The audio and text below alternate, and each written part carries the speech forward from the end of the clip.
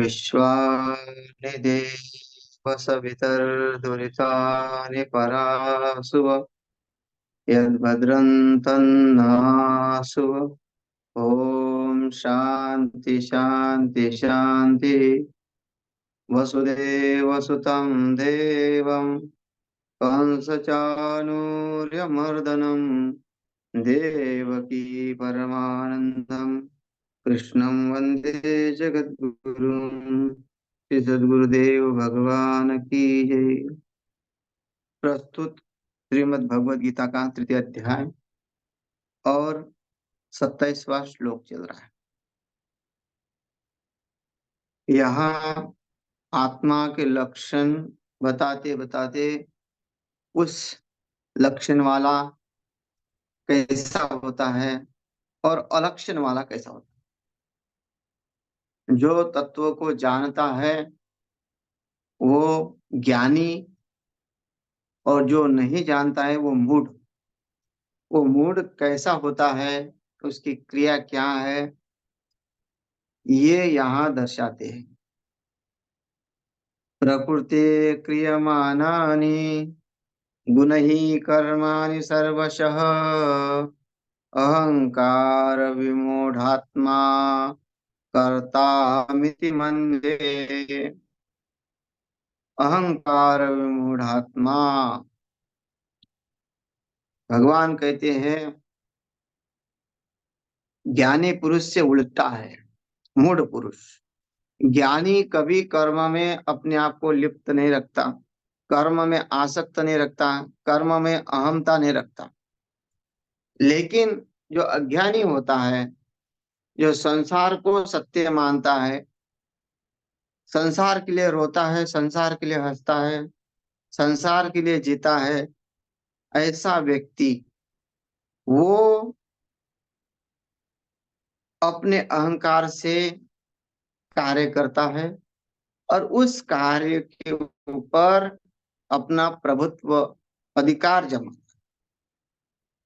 प्रकृति क्रियमाणानि, महापुरुष जो कार्य हो रहा है, जो होने वाला है, जो होगा, उसको उस परमात्मा का आदेश निर्णय समझकर चलते हैं। प्रकृति से जो हो रहा है वो प्रकृति के द्वारा हो रहा है, हमारा उसमें कोई भी लेश नहीं है। हम खेती में बो रहे हैं, हम केवल बीज फैला रहे हैं, लेकिन बीज उत्पन्न किया किसने और बीज से अंकुर निकाला किसने, ये महापुरुष जानते हैं। लेकिन जो व्यक्ति अपने अहमता में रहता है, बोलता है मैं खेती करता हूँ और मैं अनाज उत्पन्न करता हूँ, और अगर हम लोग अनाज उत्पन्न नहीं करेंगे तो बाकी की सब प्रजा जो है अन्न से त्रस्त हो जाएगी और दुखी हो जाएगी। इसलिए हम बहुत बड़े हैं, है ना। खेती वाले लोग, किसान क्या कहते हैं कि अन्न हम उत्पन्न करते हैं, लेकिन ये प्रकृति उसको सबक सिखाती रहती है। सबसे ज्यादा जो अन्न को उगाता वही दुखी है। यहाँ प्रकृति का कोप देखो, कभी बारिश नहीं होती, कभी बारिश अधिक हो जाती है, उसमें क्या कर सकता है, कितनी मेहनत किया, लेकिन देना तो परमात्मा के हाथ में। कितना भी तुम डिजिटल जो है खेती करो, दुनिया भर का रासायनिक खाद डालो, दुनिया भर की कीटनाशक डालो, लेकिन जो तुम प्रकृति के जो विरुद्ध जा रहे हो। आज लोग गाय के लिए घास भी नहीं उगने देते। ऐसी दवाई निकली है कि गाय के ऊपर जो दवा घास जो निकल रहा है उसके ऊपर भी दवाई छिड़क के घास दबा रहे। तो जा यहाँ वर्णन आया है पहले से ही कि अगर घास नहीं उगेगा, जो पशुओं के लिए जो अगर चारा नहीं होगा तो पशु का निर्माण कैसे होगा, उनकी जीविका कैसे चलेगी, वो दुग्ध दूध आदि कैसे प्रदान करेंगे। ये सब का सब लुप्त हो जाता है अगर एक किसान अपने अहंकार से खेती कर रहा है। वो ये सोच नहीं रहा है कि मेरे से मैं जो खेती कर रहा हूँ उसका कितना बड़ा नुकसान हो रहा है लोगों को, लेकिन नहीं, वो अपने अहंकार में मैं करता हूँ, मैंने इस साल में इतनी फसल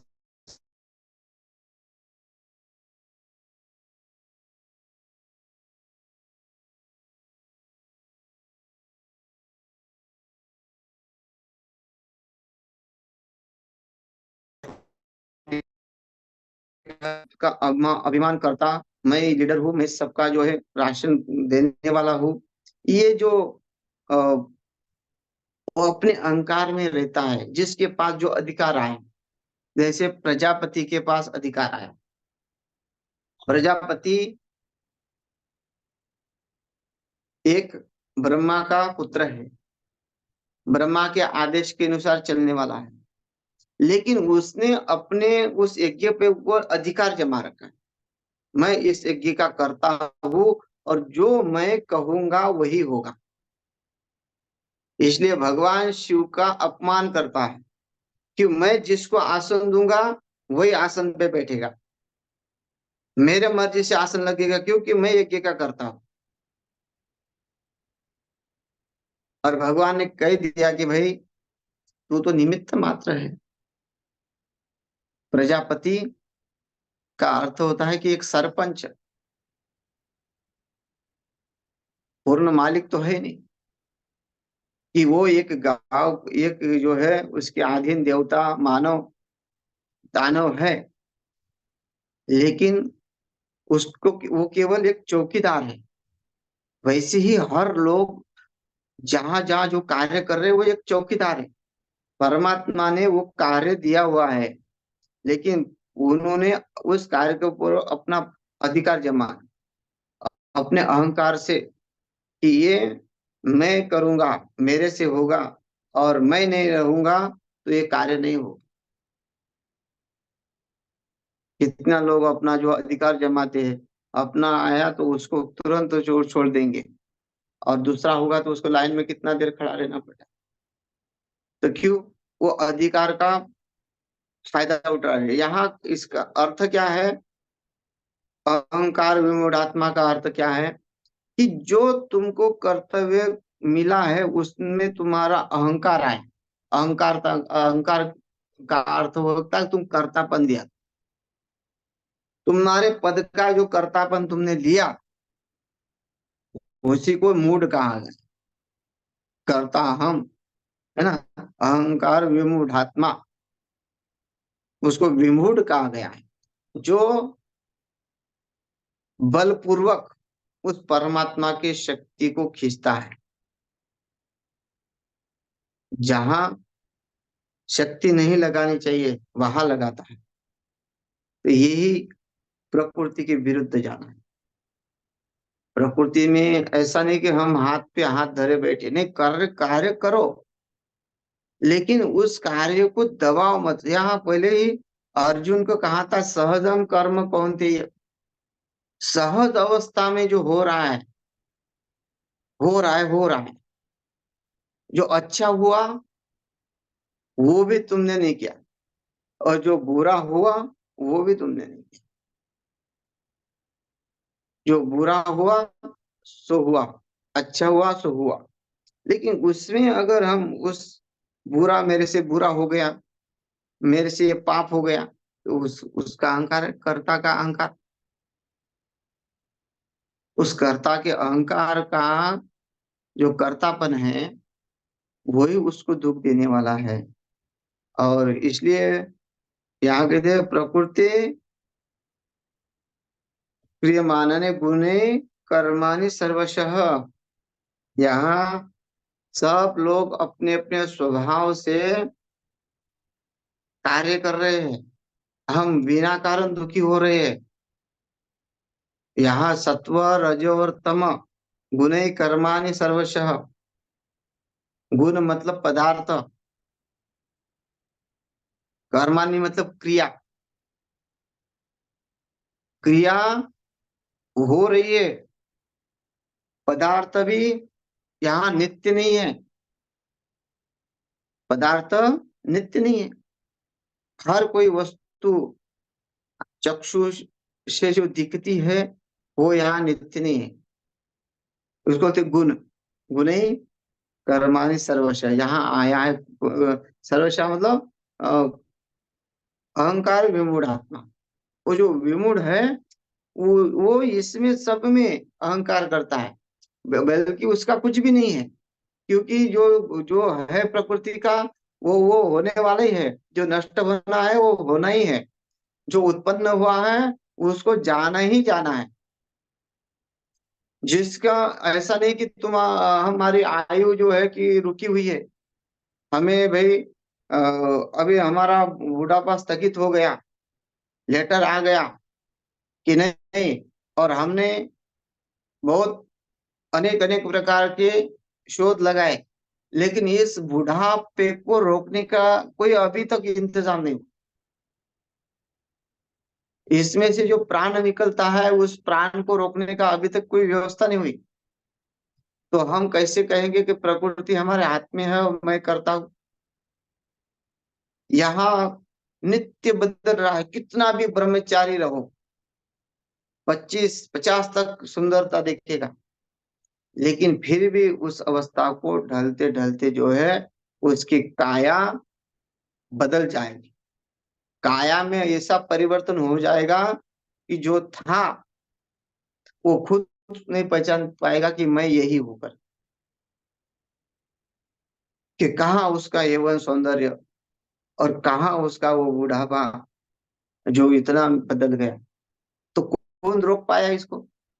अनेक अनेक प्रकार की सुविधा है, इतना धन है, लेकिन कोई इसको रोक नहीं पाता। प्रकृति के विरुद्ध कोई जाता नहीं, लेकिन फिर भी उस प्रकृति के ऊपर हमारा अधिकार हमने जमा कर रखा है। अनेक ऐसे लगे हुए हैं उस प्रकृति के पीछे, ऐसी उससे उसकी से छेड़खानी हो रही है। और भगवान यहाँ दिखा भी रहा है कितना, कितने बार प्रलय हो चुका है, कितने जीवों की हानि हो जाती है, लेकिन फिर भी देखो उत्तराखंड में हर जगह सुविधा ढूंढ रहे, प्रकृति को नष्ट किया जा रहा है और अपने आप जो है बादल फट रहे और गांव के गांव तबाह हो रहे। तो जो सुविधा हमने देखी पहले पहाड़ में, तो कैसे लोग रहते थे, एक एक सौ 150-150 साल लोग जी रहे थे। लेकिन आज वहां भी शुगर पहुंच गया। शुगर जैसी बीमारी कभी पहाड़ में देखी नहीं, लेकिन वहां भी चली गई। इसका अर्थ क्या है कि प्रकृति से छेड़छाड़ी हो, प्रकृति के ऊपर दबाव हो गया, और हमने अपने जोर जबरदस्ती करने लगे कि ऐसा नहीं ऐसा होना चाहिए, ऐसा नहीं ऐसा होना चाहिए। और बल्कि जो है वो है पदार्थ, जो है वो नित्य नहीं है, वो नित्य परिवर्तन परिवर्तन वाले है। और क्रिया भी हमेशा एक नहीं रहेगी, क्रिया हमारी हमेशा बदलती रहेगी, है ना। देखा जाता है जितना पुत्र के प्रति स्नेह होता है, पहले अपने पति के प्रति स्नेह, पत्नी का पति के प्रति स्नेह, दोनों का एक दूसरे के प्रति स्नेह होता है। और उसके पहले उन दोनों का अपने माता पिता में स्नेह होता है। शादी होने के बाद पति पत्नी में स्नेह आ जाती, मतलब क्रिया देखो, क्रिया परिवर्तन हो रही ना, एक जैसी नहीं है, बदल रही है। फिर भी हम बदल नहीं रहे, हमने अपने आप को जकड़ के रखा है अहंकार से। और फिर वही परिवर्तन अपने बच्चों में उनके हो जाता है, उनके बच्चों में वो शादी होने के बाद वो हो जाता है परिवर्तन। वो क्रिया बदलती रही है, लेकिन समझ में नहीं आ रहा है। क्यों? कि हमारी बुद्धि इतनी मूढ़ हो गई है कि हमने ये सोचा कि मैं हूँ तो ये सब परिवार है, सब कार्य है, मेरे नियोजन से ये सब कुछ चल रहा है। हम छोटा सा नियोजन करते हैं और उस नियोजन का इतना अहंकार रखते हैं, इतना जो है देखो, जो भी नेता बना हुआ है, जो भी जिस पद पे है, उस छोटे से और परमात्मा ने इतने बड़े बड़े पद बांटे और सबके पद का इस्तेमाल वो कर रहे हैं, फिर भी वो करता है, निर्लिप्त है, लिप्त नहीं है। और हमें कुछ भी नहीं आता, फिर भी हम संसार में इतने लिप्त हो गए हैं। हम छोटे से द्वीप में रहते हैं, क्योंकि उस ब्रह्मांड से, पूरे ब्रह्मांड से हमारा द्वीप तो एकदम छोटा है।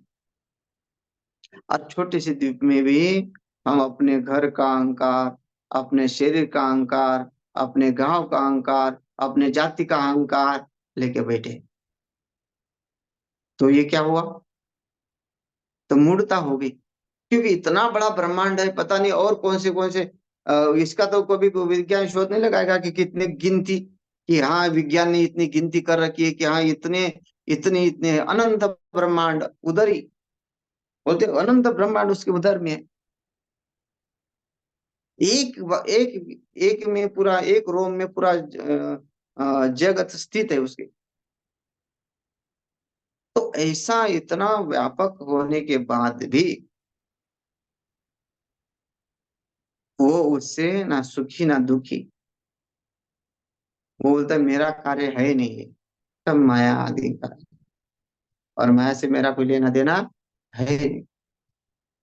तो ये अगर हम मानते हैं कि ये तो हमें बुरा लगेगा, क्योंकि हमारे शरीर पे हमारा अहंकार है, हम कर्ता मान रहे अपने आप को, और उसने मुझे बुरा कहा, उसने मुझे गाली दी, उसने मेरा मान नहीं किया, उसने मेरा अपमान किया। तो ये हमें जो लगता है, ये क्यों लगता है? क्योंकि हमने अपने शरीर को मान लिया और उसको कर्ता मान लिया, क्योंकि जो है नहीं। इसलिए महापुरुष क्या है? शीतोष्ण सुख दुखेषु तथा मान अपमान, सब में सम रहते हैं। लेकिन यहाँ कर्ता होने से वो हम नहीं सोचते कि, अगर महापुरुष क्या सोचते हैं, अरे इसका स्वभाव है, ये तो, अभी ये जो क्रोध हुआ ना, ये क्रोध इसका नहीं है, ये क्रोध इसका तमोगुण का है। वो तो अभी तो उसका तमोगुण गुड़ा हुआ है। इसलिए तमोगुण में जो है एक आदमी खून कर देता है, और जब जेल चला जाता है तो वो सत्वगुण प्रदान हो जाता है। उसके अंदर पश्चाताप होता है, क्योंकि उसमें वहां इंद्रियों को कंट्रोल करने की विधि है। नमक ज्यादा नहीं, मिर्च ज्यादा नहीं, मसाले नहीं। तो अपने आप वो मन जो है उनका ऐसा ढीला हो जाता है, दुर्बल हो जाता है, कि वो फिर सत्वगुण में आ जाता है। फिर वो अपने के कार्य पे पछताते हैं। तो ये महापुरुष जानते हैं कि ये जो कार्य हो रहे हैं प्रकृति से, रजोगुण से, तमोगुण से, सत्वगुण से हो रहे हैं। इसलिए यहाँ शास्त्र कहता है कि तुम स्तुति भी मत करो और किसी की निंदा भी मत करो। स्तुति करना है तो परमात्मा की करो, निंदा करना है तो परमात्मा की। यहाँ अगर हम एक की स्तुति करते दूसरे की निंदा हो जाती। क्यों? क्योंकि हमें ये पता नहीं कि जो अ, सत्व, हम जिसकी स्तुति कर रहे हैं वो अच्छा कार्य करा तो सत्वगुण प्रदान हो गया। तो कभी उसको तमोगुण में भी आ सकता है, रजोगुण में भी आ सकता है। तो हम केवल सत्वगुण है इसलिए उसकी स्तुति कर रहे हैं, बाद में तमोगुण आने में उसकी निंदा करेंगे। तो वही, ये जो पलट जाते हैं, वो पलटने वाला व्यवहार नहीं होता है। वो किस में नहीं होता है? उस महापुरुष में नहीं होता है। तो यहाँ सांख्य योगी कहते हैं, विलक्षणता बताते हैं, उसका प्रतिपादन करते हैं, तत्व, जो तत्ववेत्ता होते हैं उस तत्ववेत्ता के बारे में कहते हैं, तत्ववित्तु महाबाहो गुण कर्म विभागयो गुणा गुणेषु वर्तन्त इति मत्वा न सज्जते। अब देखिए, तत्ववित्तु, यहाँ उस महापुरुष के लिए तू आया है। तत्ववित्तु मतलब विशेषण दिया उसका। जो तत्ववान लोग होते हैं, तत्वों का विचार करने वाले होते हैं, हे महाबाहो, वो गुण और कर्म को जानते हैं। ये पदार्थ तो जाने आने वाले हैं, इसमें रहमान हो जाएंगे तो ये हमें कभी भी हमारा साथ देने वाले नहीं है। ये हमेशा हम उससे दूर भागे, दूर ही भागेंगे। क्योंकि जितने हम पदार्थों को इकट्ठा करेंगे उतनी ही हमारी इच्छा अधूरी रहेगी। हमने कोई पद पा लिया, उस पद में आने के बाद हमें और दूसरे पद की इच्छा होगी। अगर हम सरपंच हो गए तो हमको एमएलए का इच्छा, अगर हम एमएलए हो गए तो हमको एमपी की इच्छा, एमपी हो गए तो हमको मंत्री की इच्छा, और मंत्री हो गए तो हमको प्रधानमंत्री की इच्छा, और प्रधानमंत्री को होने के बाद भी हमको विश्व गुरु की इच्छा। तो इच्छाएं कभी भी पूर्ति नहीं होती। तो ये महापुरुष जानते हैं कि ये जो गुण पदार्थ है या सत्व रजतम गुण है, ये हमेशा क्रियाशील है, क्रियमान है, आने जाने, हाँ, आने जाने वाले हैं। आगमा पाइनो नित्यस्तान तितिक्षु भारत, कहते हैं ना, अरे ये तो आने जाने वाले हैं, तू उसको सहन कर। तो वो महापुरुष क्या करते हैं? सहन करते हैं। तत्ववित्तु महाभाव गुना, क्योंकि उनको गुना गुणेशु वर्तन्त, जैसी अवस्था है वैसी के अनुसार ढल जाते हैं, है ना। गुना गुणेशु वर्तन्त, तो इसके विरोध नहीं करते। जिस तरह वो मौसम है, कभी बारिश हो रही है, कभी शीतोष्ण सुख दुखेशु, है ना, उसके साथ जो है कभी भी उसका चिंतन नहीं करते कि अरे हमारे जीवन में इतना दुख है, हमारे जीवन में इतने कष्ट है, नहीं। जैसी व्यवस्था है उस व्यवस्था को अवस्था में बदल देते हैं, अपने अवस्था में ही रहते हैं, उस व्यवस्था से कोई लेन देना नहीं।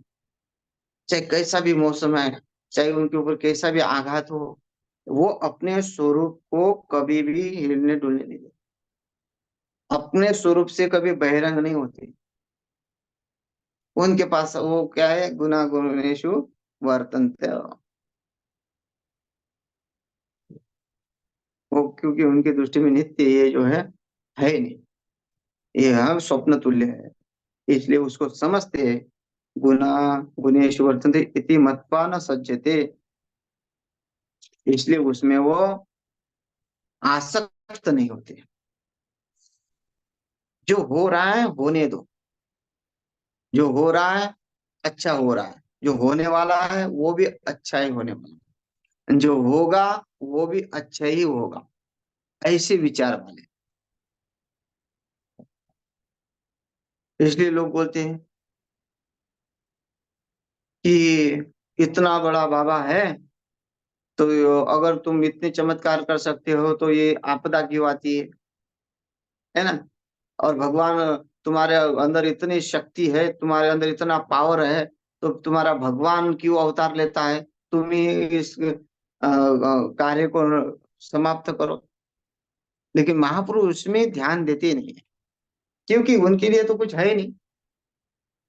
जब प्रकृति में जो हो रहा है, भगवान अवतार लेते हैं, तब लोग शंका करते ना कि भाई इतने बड़े बड़े महापुरुष थे, महापुरुष जो ओ, थोड़ा कुछ बोलने से वाणी उसे जो निकल दिया वो सत्य हो जाता है। तो ये जो प्रकोप आता है, जो आपदाएं आती है, इसको नहीं रोक पाते। वे त्रिकालदर्शी बोलते हैं, इतने दिमाग लगाते हैं, बोलते हैं तुम्हारे महात्मा जी त्रिकालदर्शी है, तो थोड़ा सा देखो कि जो आतंकवादी जो है कहाँ से घुस रहे। तो ये ऐसे ऐसे दिमाग लगाने वाले लोग हैं। तो ये वो लोग जो है ये जानते नहीं है कि वो उसमें से, उसके लिए ये कुछ है ही नहीं। वो महा जो तत्ववेत्ता है, उसके लिए प्रकृति का कार्य है नहीं। तो वो क्यों, जैसा वो जो हो रहा है होने दो, उसमें वो हस्तक्षेप नहीं करते। नहीं, पहले कितने राजा लोगों ने अत्याचार किया, ये मुगलों का राज्य आया, लेकिन उस समय का महापुरुष नहीं थे क्या? लेकिन सहन किया। उनको पता ही है होने वाला है, वो जाने वाला है। वो नित्य नहीं है। आगम आगम पाइनो नित्य तांत्रिक भारत हो, तितिक्षा करो, सहन करो, क्योंकि इसमें कोई सत्यता है नहीं। वो उसके साथ तालमेल रखते हैं। इसलिए तत्वों को जानने वाला ज्ञानी योगी संपूर्ण गुण ही गुणों में ही बरतता रहता है। जैसे पदार्थों में, पदार्थ ही, मतलब वो नित्य नहीं है, वो अनित्य ही है। जो पदार्थ है वो कैसे है, मतलब गुण वाले है, लेकिन वो उसमें समाहित है। उसी से वो नष्ट होने वाले हैं, उसी से उत्पन्न होते, जैसे जल से बुलबुला उत्पन्न हुआ और उसी में दब गए। वैसे ही पदार्थ प्रकृति क्या है, प्रकृति से जो उत्पन्न होगा वो प्रकृति में समा जाएगा। यही कहाँ से आएगा? और तो कैसे आएगा नहीं। तो ऐसा विचार करने वाले जो है ऐसा समझते हैं कि इसमें हमारा कोई हस्तक्षेप हो नहीं सकता, हम किसी को कुछ बदल नहीं सकते।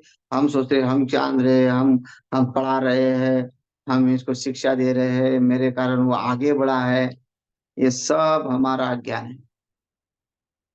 ये प्रकृति सबसे करा रही है, वो कर रहा है, और हम निमित्त बने हैं। ऐसा जो समझता है वो इस संसार में आसक्त रहित होता है। इसलिए बोलते वर्तन्ते इति मत्वा न सज्जते, आसक्त इसमें वो नहीं होता। तो यहाँ हमने दो गीता के श्लोक देखे। शेष चर्चा कल करते हैं। हरिओम तत्सत।